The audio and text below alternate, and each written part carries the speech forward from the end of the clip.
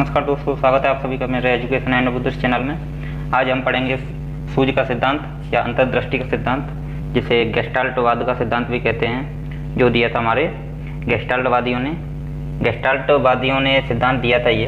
ठीक है दोस्तों, तो इससे पहले हमने कई सिद्धांतों को पढ़ लिया है, जैसे जीन पियाजे का संज्ञानात्मक विकास का सिद्धांत, थॉर्नडाइक का प्रयास एवं त्रुटि का सिद्धांत और स्किनर का सिद्धांत पढ़ लिया हमने। ठीक है, वाइगोत्स्की भी पढ़ लिया है। तो जिसने ये हमारे जो सिद्धांत नहीं पढ़े हैं वो वीडियो डिस्क्रिप्शन में दिया हुआ है लिंक, उस लिंक पे जाकर के देख सकते हैं। ठीक है दोस्तों, तो आज हम ये सूझ का सिद्धांत, अंतर्दृष्टि का सिद्धांत, जिसे हम विस्तार पूर्वक पढ़ेंगे। तो बने रहिए हमारे साथ वीडियो के अंत तक। तो एक बार से मैं रिक्वेस्ट करूँगा, आप हमारे वीडियो को लाइक कर दें अगर पसंद आए तो, और अगर आप चैनल पर पहली बार हैं तो चैनल को सब्सक्राइब कर दें और बेल आइकन को दबा दें, जिससे कि हमारा आने वाला वीडियो का नोटिफिकेशन आपको मिल जाएगा और आप सबसे पहले वीडियो को देख पाएंगे। ठीक है दोस्तों, चलिए शुरू करते हैं। सबसे पहले बात करते हैं गेस्टाल्टवाद। जो गेस्टाल्टवाद है वो जर्मनी का शब्द है। किस भाषा का शब्द है ये? जर्मन भाषा का है। ठीक है दोस्तों, एग्जाम में आ जाता है कि गेस्टाल्टवाद जो है वो किस भाषा का शब्द है, तो यह है जर्मन भाषा का। ठीक है, इसका अर्थ क्या होता है गेस्टाल्टवाद का? इसका अर्थ होता है पूर्ण आकृति या फिर संपूर्ण आकृति, पूर्ण आकृति या फिर संपूर्ण आकार। ठीक है दोस्तों, और इसका प्रतिपादक कौन है? ये कहे जाते हैं वर्दीमर कहे जाते हैं, और इसके प्रयोगकर्ता हैं कॉलर। ठीक है दोस्तों, यानी कि जो प्रतिपादक हैं किसके? गेस्टाल्टवाद के, वो हैं हमारे वर्दीमर, और गेस्टाल्टवाद का प्रयोग जिन्होंने किया था वो हैं कॉलर। अब बात आती है गेस्टाल्टवादी जो मनोवैज्ञानिक थे वो कौन कौन थे? तो ये 4 मनोवैज्ञानिक थे। पहले थे हमारे वर्दीमर, दूसरे थे कॉलर, और तीसरे थे कोफका, और चौथे थे हमारे लेविन, यानी कि कुर्ट लेविन। ठीक है दोस्तों, तो क्वेश्चन में आ जाता है कि गेस्टाल्टवाद के कौन कौन से मनोवैज्ञानिक थे। तो इनके गेस्टाल्टवाद के 4 मनोवैज्ञानिक थे, जिनका नाम है वर्दीमर, कॉलर और कोफका, और हैं हमारे चौथे लेविन। ठीक है दोस्तों, अब बात आती है प्रतिपादक हैं वर्दीमर, जो हमने पढ़ लिए हैं वर्दीमर। ठीक है, अब इन्होंने कब किया था?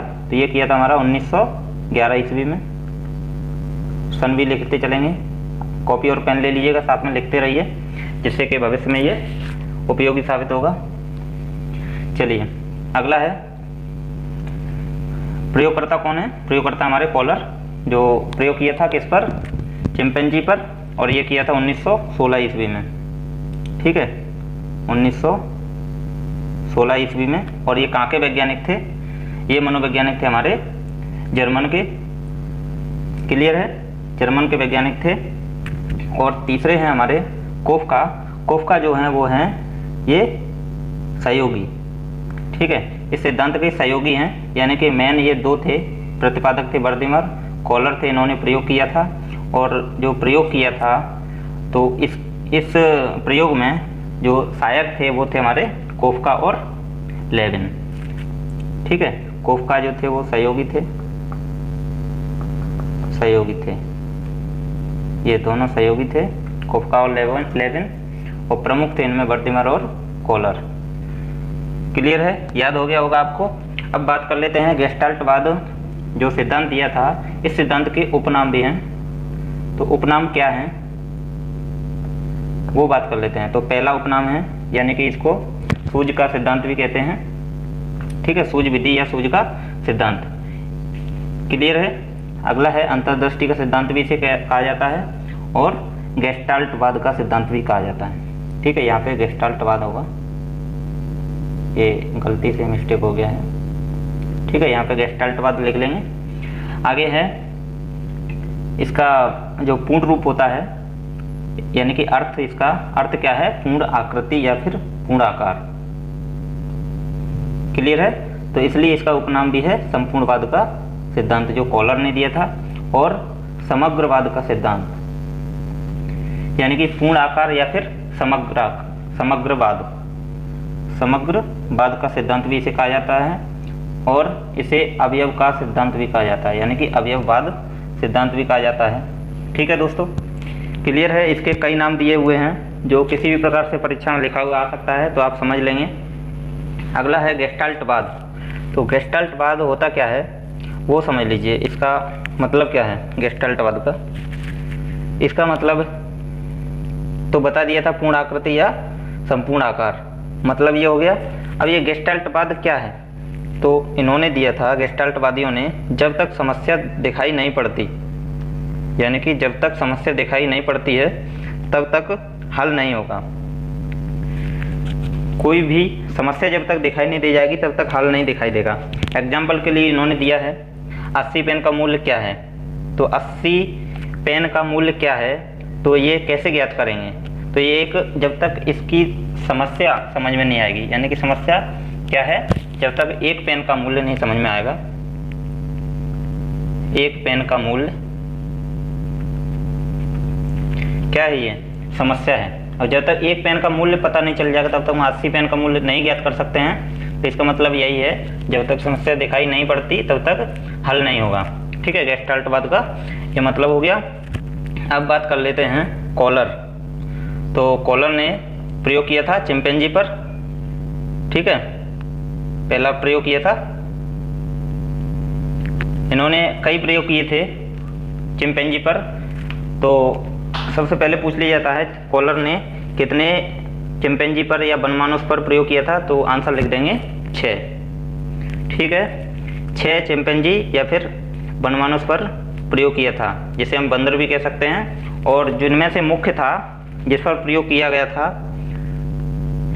इस सिद्धांत का प्रतिपादन किया था यानी प्रयोग किया था, उनमें से प्रमुख था, उसका नाम था सुल्तान।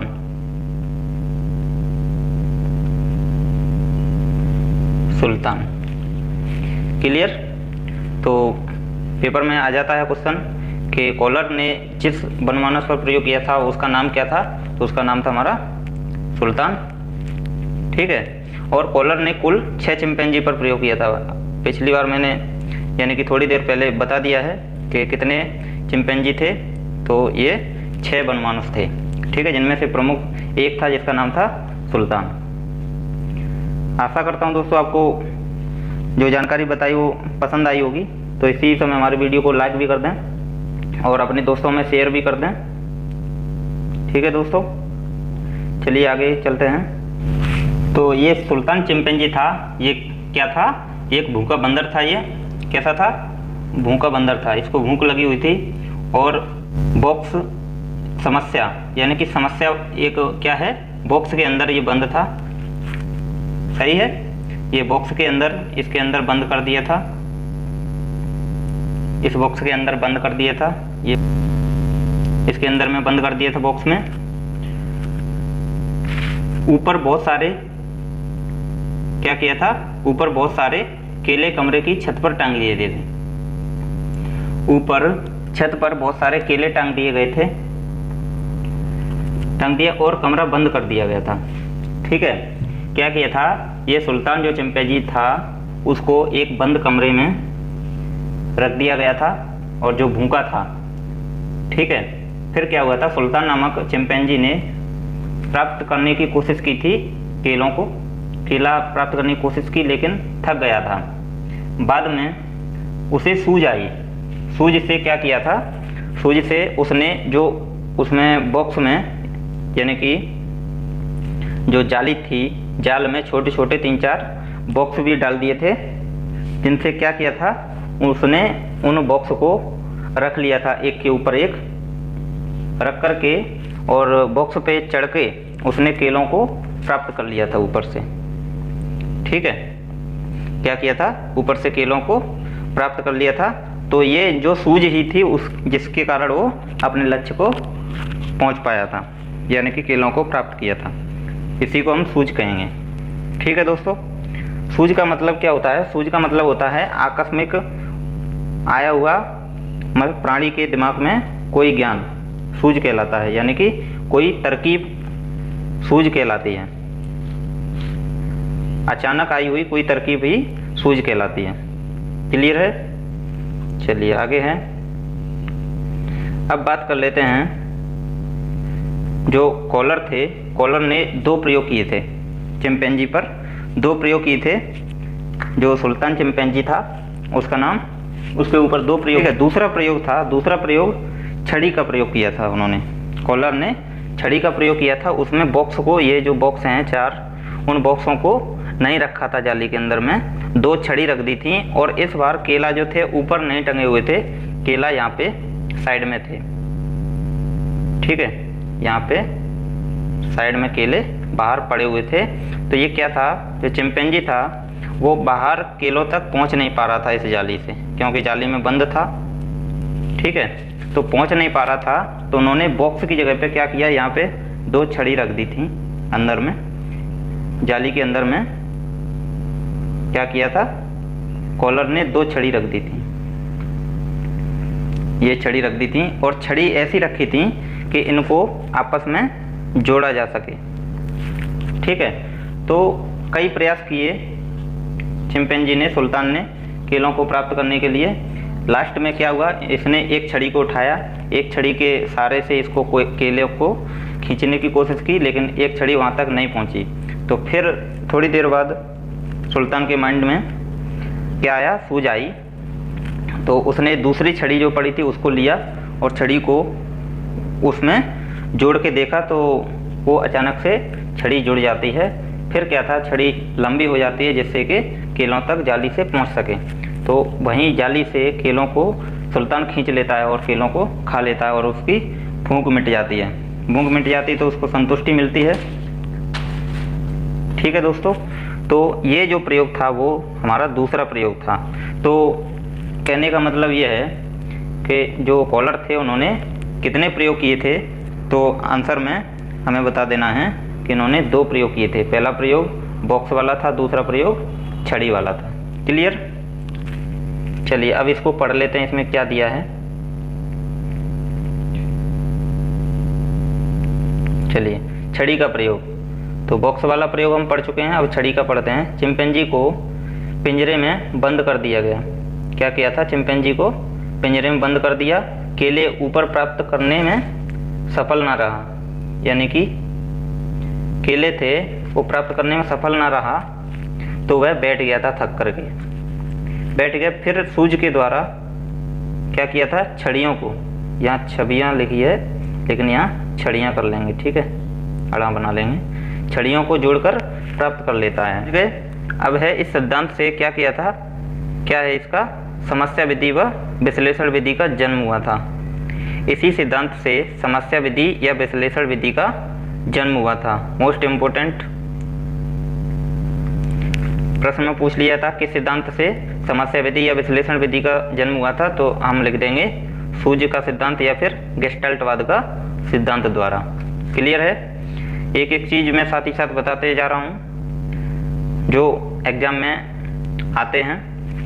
ठीक है दोस्तों, चलिए अगली लाइन है, शिक्षा के क्षेत्र में सूत्र का जन्म, यानी कि शिक्षा के क्षेत्र में सूत्र का जन्म हुआ था। जो सूत्र क्या था, वो था संपूर्ण से अंश की ओर या फिर पूर्ण से अंश की ओर, ये सूत्र दिया था। इसी सिद्धांत की देन है ये, गेस्टाल्टवाद की देन या फिर कहेंगे अंतर्दृष्टि के सिद्धांत की देन। क्लियर है? क्या है, पूर्ण से अंश की ओर। पूर्ण से अंश की ओर यानी कि पहले कोई भी चीज है उसको, कोई भी समस्या है उसको पूरे का क्या करेंगे, विश्लेषण करेंगे और फिर उसको छोटे छोटे भागों में बांट करके उसका क्या करेंगे, उसको प्राप्त करने की कोशिश करेंगे। ठीक है, तो इसी को कहते हैं संपूर्ण से अंश की ओर, कि पहले पूरी समस्या का आकलन करेंगे, उसके बाद थोड़ी थोड़ी उसको सॉल्व करते जाएंगे। क्लियर? छोटे छोटे भागों में बांट करके। तो यही हमारा संपूर्ण से अंश की ओर। अब बात करेंगे हम सिद्धांत की विशेषता। तो ये जो सिद्धांत है इसकी क्या क्या विशेषता हैं, उन विशेषताओं के बारे में पढ़ लेते हैं। विशेषताओं के बारे में पढ़ेंगे। पहला है, सीखने की प्रक्रिया संज्ञानात्मक होती है। ये जो अंतर्दृष्टि का सिद्धांत जो है, यानी सूझ का सिद्धांत जो है, वो सूझ जो आती है वो संज्ञानात्मक होती है, यानी कि सीखने की जो प्रक्रिया है वो संज्ञानात्मक है। क्लियर है?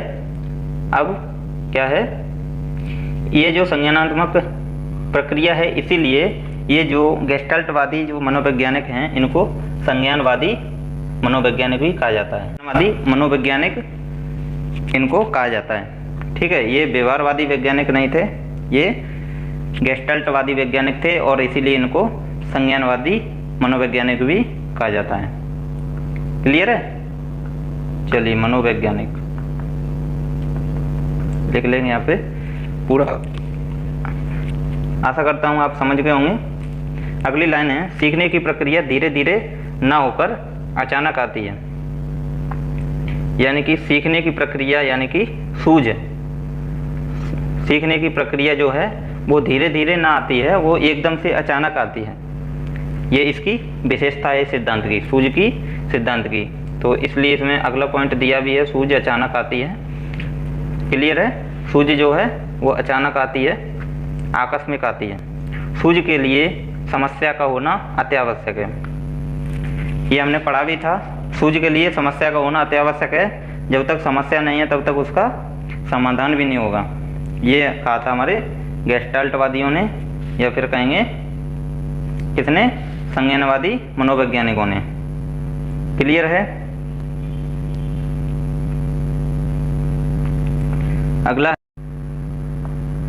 अगला पॉइंट क्या है, शिक्षा में महत्व। तो ये सिद्धांत तो हमने पढ़ लिया, इसके प्रयोग भी पढ़ लिए, विशेषता भी पढ़ ली, लेकिन ये जो सिद्धांत है इसका शैक्षिक महत्व क्या है, कक्षा में महत्व क्या है, तो वो भी हम पढ़ लेते हैं। महत्वपूर्ण तथ्य है ये, जहाँ से प्रश्न बनते हैं अक्सर। तो पहला है पाठ्यक्रम का निर्माण करने में सहायक। ठीक है, तो ये जो सूझ का सिद्धांत है यानी कि अंतर्दृष्टि का सिद्धांत है, ये पाठ्यक्रम का निर्माण करने में सहायक होता है। क्लियर? पहला महत्व हो गया। दूसरा है पाठ्यक्रम का निर्माण करने में, यानी कि पहले पूरा जो है वो पाठ्यक्रम देखा जाता है, फिर उसको छोटे छोटे भागों में बांट करके हम उसे पढ़ते हैं। ठीक है, उसका अध्ययन करते हैं। तो ये है हमारा पाठ्यक्रम का निर्माण करने में सहायक। दूसरा है पूर्ण से अंश की ओर शिक्षण सूत्र इसी सिद्धांत की देन है। अब इसका महत्व ये है, जो पूर्ण से यानी कि संपूर्ण से अंश की ओर जो शिक्षण सूत्र दिया था वो इसी सिद्धांत की देन है। तो इसमें ये महत्वपूर्ण है। क्लियर है? यानी कि कोई भी समस्या उसको पूरी को पहले देखा जाएगा, वही चीज़ है बार बार दोहराई जा रही है, उसे छोटे छोटे भागों में बांट करके उसे समस्या का समाधान ढूंढा जाएगा। क्लियर है? अगली लाइन है, यह सिद्धांत बालक के रटने की प्रवृत्ति का विरोध करता है। यह सिद्धांत जो है गेस्टाल्टवाद का सिद्धांत, ये बालकों के रटने की प्रवृत्ति का विरोध करता है। रटने की प्रवृत्ति का विरोध करता है। ठीक है, इसकी ये विशेषता है, यानी कि महत्व है इसका। समस्या का पूर्ण रूप से प्रस्तुतिकरण, यानी कि कोई समस्या है उसका पूर्ण रूप से प्रस्तुतिकरण करता है। समस्या का जब तक समस्या नहीं होगी तब तक उसका समाधान कैसे ढूंढेगा, तो वो सूझ आएगी इसी सिद्धांत से। तो ये इसमें महत्वपूर्ण होता है, समस्या का पूर्ण रूप से प्रस्तुतिकरण। ठीक है, प्रस्तुतिकरण यानी कि उसको प्रत्यक्षीकरण करना उसका समस्या का। अगला है विषय वस्तु का उचित संगठन व क्षमता के अनुसार कठिन विषय के लिए उपयोगी। यानी कि कोई कठिन विषय है तो उसका क्या होता है, उचित संगठन बनाया जाता है, वह क्षमता के अनुसार कठिन विषय के लिए उपयोगी होता है। ये सिद्धांत जो है वो उपयोगी होता है। क्लियर है? ये जो सिद्धांत हमने पढ़ा वो आई होप आप अच्छे से समझ गए होंगे, आपको याद भी हो गए होंगे। तो इसीलिए मैं कुछ महत्वपूर्ण तथ्य हैं जिनको दोहरा देता हूँ, जो आपको भली बात याद हो जाएंगे जहाँ से प्रश्न बनते हैं। ठीक है दोस्तों, तो बने रहिए थोड़ी देर के लिए और हमारे साथ। चलिए, पहला है पुस्तक लिखी थी जिसका नाम है theory of gestalt. Theory of gestalt जो है कोफका की। ठीक है,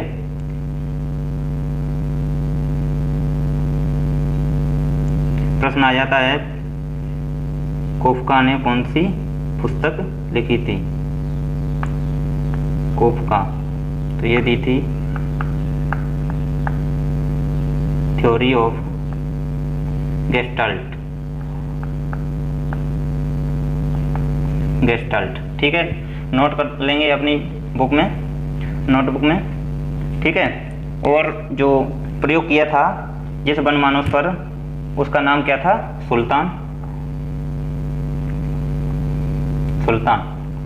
कॉलर ने प्रयोग किया था। प्रयोगकर्ता कौन थे? प्रयोगकर्ता थे हमारे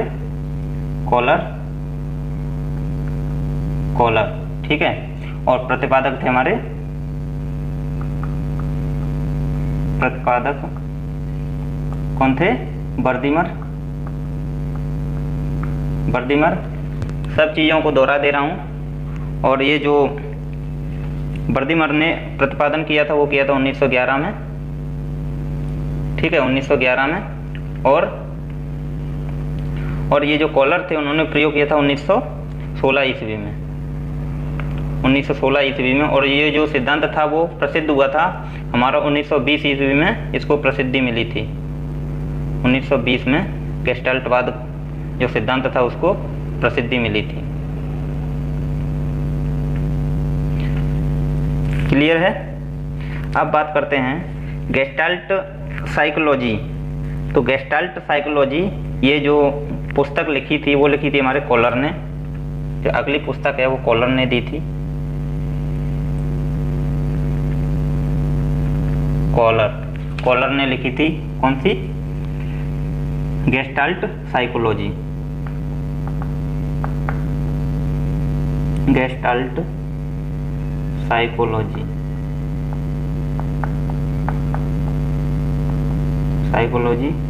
ठीक है, जो लिखी थी हमारी 1959 ईस्वी में। क्लियर? बहुत ही महत्वपूर्ण चीज़ें बता रहा हूँ, तो किसी चैनल पर नहीं मिलेंगी, सभी डिटेल्स में बता रहा हूँ मैं। क्लियर? और दूसरी बात, कॉलर ने बताया था, क्या बताया था? कि पहले समस्या होगी तब उसका समाधान ढूंढा जाएगा। क्या ढूंढा जाएगा? समाधान। ठीक है, अब समस्या होगी तो समाधान ढूंढा जाएगा, उसके बीच में क्या क्या होगा? अंतर्दृष्टि होगी, यानी कि विचार आएगा, विचार किया जाएगा, तब क्या होगा? समस्या के बारे में विचार किया जाएगा, और विचार को ही हम कहेंगे अंतर्दृष्टि। अब आती है अगला चरण है सूझ।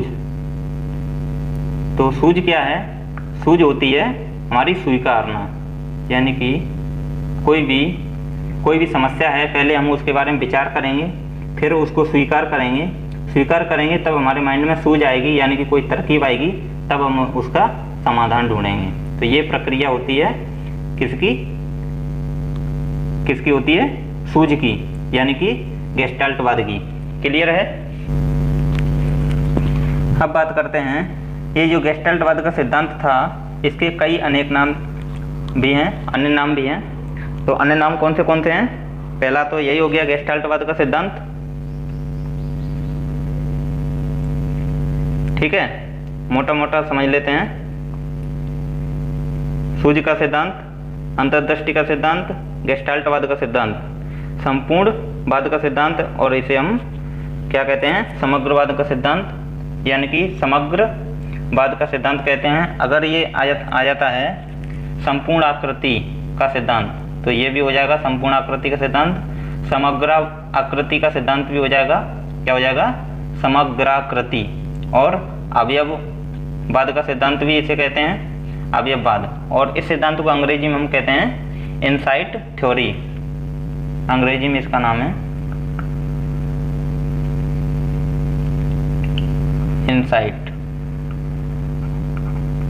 Insight theory. ठीक है, प्रश्न में आ जाता है इनसाइट थ्योरी के किसने दिया था? इनसाइट थ्योरी तो ये दी थी हमारे गेस्टाल्टवादियों ने। क्लियर है? आई होप आप सभी तथ्यों को अच्छे से समझ गए होंगे और आपको ये जानकारी पसंद आई होगी। तो हमारे वीडियो को लाइक कर दें और चैनल को सब्सक्राइब कर दें और बेल आइकन को दबा दें दोस्तों। और अपने दोस्तों में इस वीडियो को शेयर भी कर दें, जिससे कि और जो भी तैयारी कर रहे हैं उनको वो उपयोगी साबित हो जाए। ठीक है दोस्तों, वो भी इसका लाभ उठा सकें। तो इसी के साथ ये हमारा पूरा गेस्टाल्टवाद का सिद्धांत का जो थ्योरी था वो पूरी हुई, और मिलते हैं अगले वीडियो में, अगला सिद्धांत लेके आएंगे। ठीक है दोस्तों, इसी के साथ जय हिंद, जय भारत। धन्यवाद वीडियो देखने के लिए दोस्तों।